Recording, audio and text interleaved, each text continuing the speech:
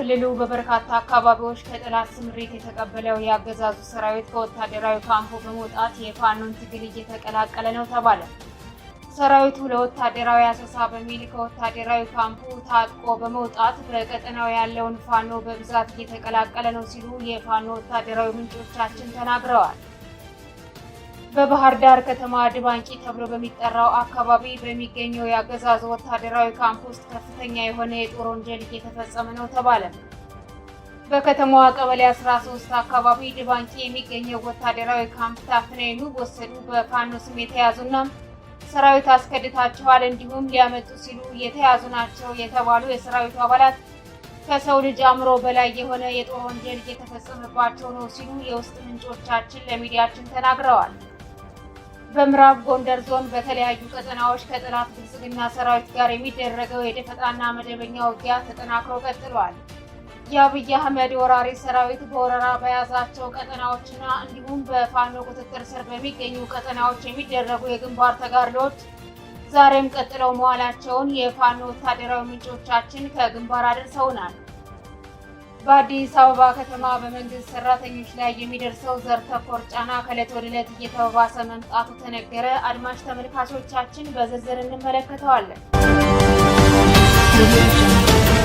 ሰላም ጤና ይስጥልን። የጥቁር አንበሳ ሚዲያ አድማጭ ተመልካቾቻችን እንደምን አምሽታችኋል? ዕለተ ረቡዕ ህዳር 3 2018 ዓ.ም መረጃዎችን ይዘን ቀርበናል። ከዜናዎቹ ጋር ሰናይት አያሌው ነኝ። አብራችሁን ቆዩ። ወደ ዝርዝር መረጃዎች አልፋለሁ። በክልሉ በበርካታ አካባቢዎች ከጠላት ስምሪት የተቀበለው የአገዛዙ ሰራዊት ከወታደራዊ ካምፑ በመውጣት የፋኖን ትግል እየተቀላቀለ ነው ተባለ። ሰራዊቱ ለወታደራዊ አሰሳ በሚል ከወታደራዊ ካምፑ ታጥቆ በመውጣት በቀጠናው ያለውን ፋኖ በብዛት እየተቀላቀለ ነው ሲሉ የፋኖ ወታደራዊ ምንጮቻችን ተናግረዋል። የተሰላቸው የብልጽግና ሰራዊት በአውደ ውጊያ ወቅትና ከአውደ ውጊያ ውጭ ወታደራዊ አሰሳ ለማድረግ በሚል ትጥቁን አሰማርቶ በመውጣት ለፋኖ እጅ እየሰጠ ስለመሆኑ ታውቋል። በዚህ እንቅስቃሴ ውስጥ በማስከዳቱ ረገድ የአንበሳውን ድርሻ እየተወጡ ያሉት ቀድሞ ፋኖን የተቀላቀሉ የብልጽግና ወታደሮች ናቸው የሚሉት የመረጃ ምንጮቻችን ቀድሞ የፋኖን ትግል የተቀላቀሉ ወታደሮች ከፋኖ ጋር ጥምረት በመፍጠር የማስከዳት ስራውን አጠናክረው ቀጥለዋል ብለዋል። ከጠላት ግዳጅ ተቀብለው ሲንቀሳቀሱ የቆዩ በተለይም በአዲስ ስልጠና ወስደው ስምሪት የተቀበሉ የሰራዊቱ አባላት የስምሪት ቀጠናቸውን እየለቀቁ የፋኖን ትግል በብዛት እየተቀላቀሉ እንደሚገኙ የግንባር መረጃዎች ያሳያሉ። በተያያዘ ዜና በዛሬው ዕለት አንድ ስናይፐር እና 5 የነፍስ ወከፍ መሳሪያዎችን የታጠቁ የሰራዊቱ አባላት የፋኖ ኃይልን ተቀላቅለዋል። ፋኖን የተቀላቀሉት አባላቱ አገዛዙ አሁንም በሰሜን በኩል አዲስ ጦርነት ጀምሮ ሊያዋጋን ስለሆነና መመሪያ ስለወረደ ወደ ፋኖ ተቀላቅለናል ማለታቸው ተሰምቷል። በመሆኑም በወሎ ቀጠና እጅ የሰጡት አባላቱ አንድ ስናይፐር እና 5 የነፍስ ወከፍ መሳሪያዎችን ስለመያዛቸው ታውቋል። በባህር ዳር ከተማ ድባንቂ ተብሎ በሚጠራው አካባቢ በሚገኘው የአገዛዙ ወታደራዊ ካምፕ ውስጥ ከፍተኛ የሆነ የጦር ወንጀል እየተፈጸመ ነው ተባለ። በከተማዋ ቀበሌ 13 አካባቢ ድባንቂ የሚገኘው ወታደራዊ ካምፕ ታፍነው የሚወሰዱ በፋኖ ስም የተያዙና ሰራዊት አስከድታቸዋል እንዲሁም ሊያመልጡ ሲሉ የተያዙ ናቸው የተባሉ የሰራዊቱ አባላት ከሰው አእምሮ በላይ የሆነ የጦር ወንጀል እየተፈጸመባቸው ነው ሲሉ የውስጥ ምንጮቻችን ለሚዲያችን ተናግረዋል። የአብይ አህመድ አረመኔ ሰራዊት ከተለያዩ አካባቢዎች አፍኖ ወደ ካምፕ የወሰዳቸውን ወጣቶችና የሰራዊቱ አባላት የነበሩ ሊከዱ ሲሉ የተያዙ ናቸው እንዲሁም ሰራዊት አስከድተዋል የተባሉትን ከፍተኛ ድብደባ በመፈጸምና የሚቀበሩበትን ጉድጓድ ሳይቀር አስቆፍረው እንደሚረሽኗቸው ተነግሯል። በዚህ የግፍ ግድያ ህይወታቸው እንዲያልፍ እየተደረጉ የሚገኙ የሰራዊቱ አባላት አብዛኛዎቹ በአመራርነት ደረጃ የነበሩና የአማራ ተወላጆች ስለመሆናቸውም ተመላክቷል።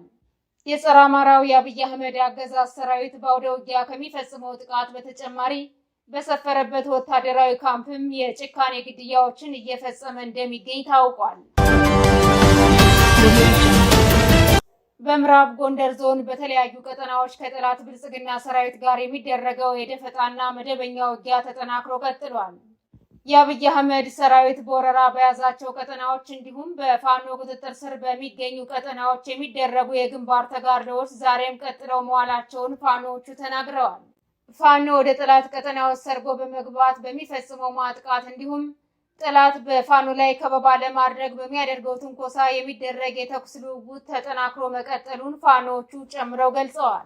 በተለይም በምዕራብ ጎንደር ዞን መተማ ከተማና በዙሪያዋ በርካታ የጠላት ብልጽግና ጦር ተከማችቶ እንደሚገኝ የሚታወቅ ሲሆን እንቅስቃሴ ባደረገበት አጋጣሚ ሁሉ በፋኖ ድባቅ እየተመታ እንደሚገኝ ተገልጿል። በተመሳሳይ አፋድ ጎንደር ጠቅላይ ግዛት 206ኛ ከፍ ያለው ደሴ ኮር በበርካታ ቀጠናዎች ለአስጨራሽ ውጊያዎችን እያደረገ እንደሚገኝ የኮሩ ቃል አቀባይ በላከው መረጃ አረጋግጧል።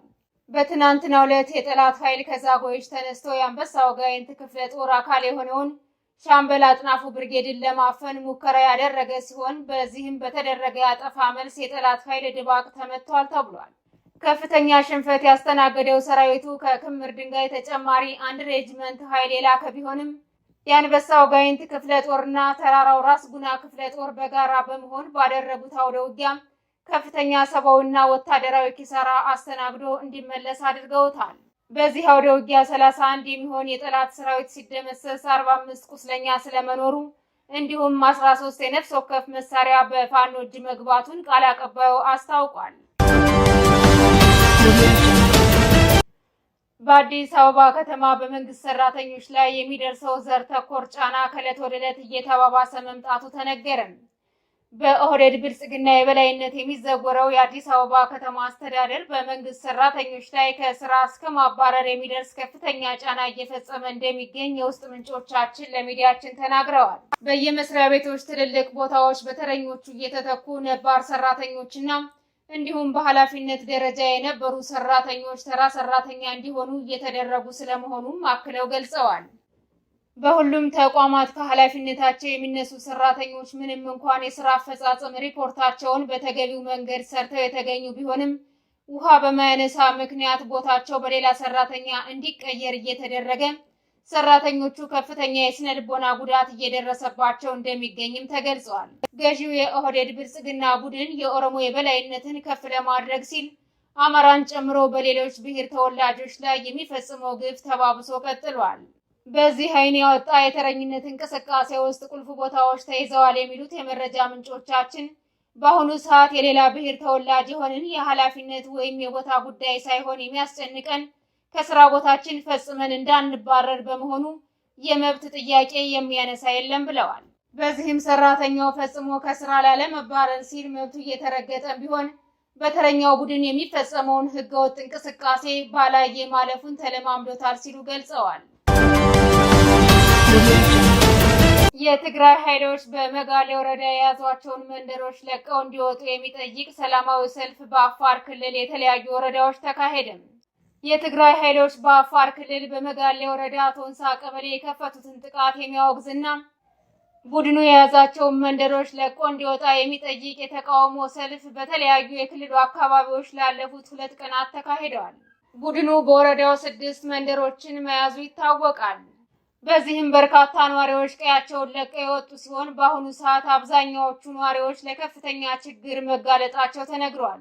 ይህንን ተከትሎ ነዋሪዎቹ ህዳር 1 2018 ዓ.ም ህወሓት የያዛቸውን ቦታዎች ለቆ እንዲወጣና ተፈናቃዮቹ ወደ ቦታቸው እንዲመለሱ የሚጠይቅ ሰላማዊ ሰልፍ አካሂደዋል። የተወደዳችሁና የተከበራችሁ አድማጭ ተመልካቾቻችን ለዛሬ ያዝንላችሁ መረጃዎች እነዚህን ይመስሉ ነበር። የዩቲዩብ ቻናላችንን ላይክ፣ ሼር፣ ሰብስክራይብ እንድታደርጉ በአክብሮት እንጠይቃለን።